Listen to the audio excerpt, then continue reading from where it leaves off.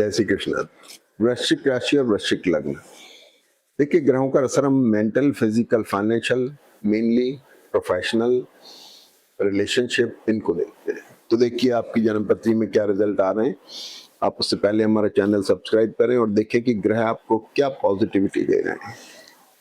वृश्चिक राशि स्वामी हो गए मंगल, और मंगल इस वीक के अंदर जो पंचम भाव में आपके चल रहे हैं, शनि बुध मंगल के साथ में, देखिए ये कॉम्बिनेशन अलग है। तो मंगल बुध थोड़ा सीज कॉम्बिनेशन है। मेंटल, फिजिकल, फाइनेंशियल रिजल्ट माने तो मेंटली एडमेंट बना सकते हैं। शनि मंगल थोड़ा स्ट्रेसफुल पिछले दिन हो गए, अब थोड़ा थोड़ा इस वीक में रिलीज होंगे तो थोड़ा सा आपको रिलीफ मिलने लगेगा। बुध भी राशि बदलेंगे तो मंगल से दूर हो जाएंगे, एडमेंसी खत्म हो जाएगी। दर्द वर्द के जो फैक्टर रहे हैं अभी तक, पैर में, कंधे में दर्द होना, कमर में दर्द होना, वो सब चीजों में अब आपको रिलीफ मिलेगा। तो ये चीजें होंगी। दूसरा सबसे बड़ी काज ये है कि सबसे जो डेंजरस कॉम्बिनेशन पिछले वीक में रहा, मंगल बुध और शनि, ये आपके 5th हाउस में है। 5th हाउस हो गया विद्या, बुद्धि और संतान का। पढ़ने वाले, मानसिक काम करने वाले, स्ट्रेस में, जिनके बच्चे विदेश जाने वाले, उनके लिए इम्पोर्टेंट था। किसी वजह से आप भी थोड़े स्ट्रेस में रहे होंगे, उसके अंदर आपके इन्वेस्टमेंट हो गए, आपके एसेट हो गए, आपकी लाइबिलिटीज हो गई, आपकी हेल्थ हो गई, आपके एसेट ट्रैवल हो गई, लोकेशन हो गई, ये सारी चीजें हैं। राहु केतु ने आपके चार्ट को स्ट्रॉन्ग किया हुआ है, बहुत अच्छा कॉम्बिनेशन था, और 20 अप्रैल तक ये कॉम्बिनेशन जो है वर्गोत्तम में था, तो बहुत ही स्ट्रॉन्ग पोजीशन थी। शनि आपको लगातार मदद कर रहे हैं। अब आ जाइए, ये तो हो गई बात। अब लग्न का जो कारक है मंगल, 6 लॉर्ड का कारक मंगल इस बार उच्च नुमाइश में है 28 तारीख से 2 मई तक। तो आपकी पोजीशन स्ट्रांग हो गई, मजबूत हो गई, आपकी राशि लग्न मजबूत हो गई। आप मजबूत होने का मतलब आप इंपॉर्टेंट हो गए, आप डिसीजन लेने में सक्षम हो गए। अगली बात, रिलेशनशिप में शुक्र मदद कर रहे हैं, अपनी जगह पर हैं। 7th हाउस जो होता है मैरिटल और बिजनेस रिलेशनशिप का, प्रोफेशन का हो गया, वहां पर शुक्र बैठे हुए हैं, सूर्य गुरु के साथ में है। खास तौर पे इफेक्ट डालेंगे कॉर्पोरेट सेक्टर के लोग या गवर्नमेंट सेक्टर के लोगों के लिए, या उनसे रिलेटेड जो बिजनेस करते हैं उनके लिए बड़ा इंपॉर्टेंट है। और इन्वेस्टमेंट का कारक भी शुक्र है। तो हुआ क्या कि शुक्र भी वर्गोत्तम में आ रहे हैं 30 तारीख से 3 मई तक।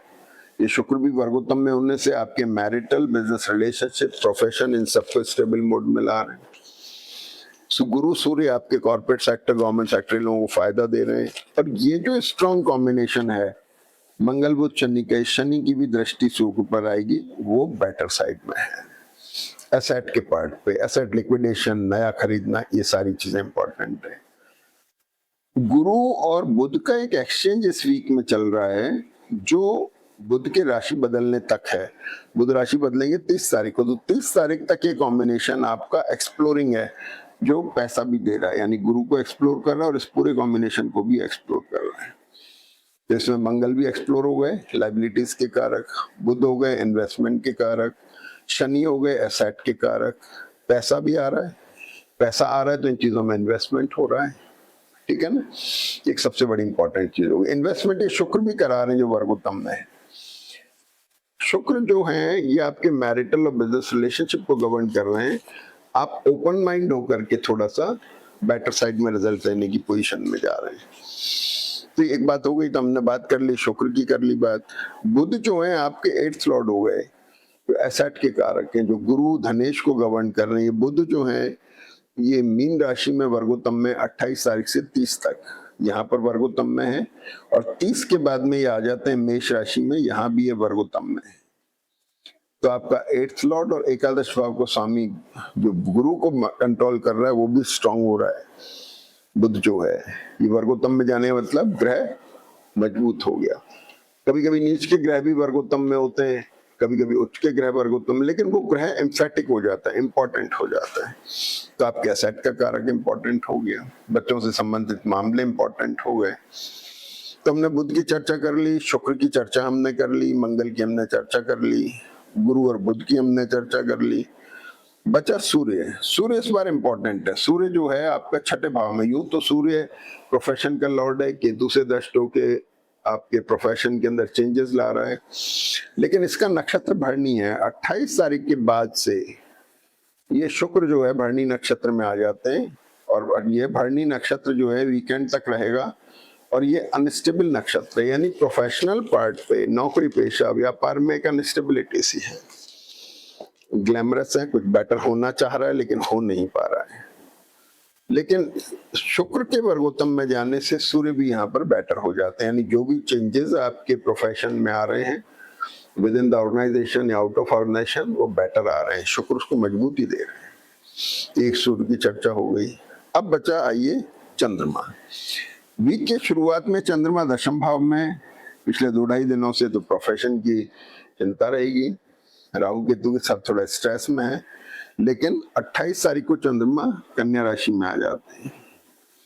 यहाँ आके शनि चंद्रमा का कॉम्बिनेशन बना और बुध चंद्रमा का कॉम्बिनेशन बना। शनि चंद्रमा ने से रिडिफाइनिंग मोड में डाल दिया, आपके एसेट का कारक हो गया, प्रोफेशन रिलेशनशिप हो गए, आपके एसेट हो गए, आपके इन्वेस्टमेंट्स हो गए, सब रिडिफाइनिंग मोड में चले गए।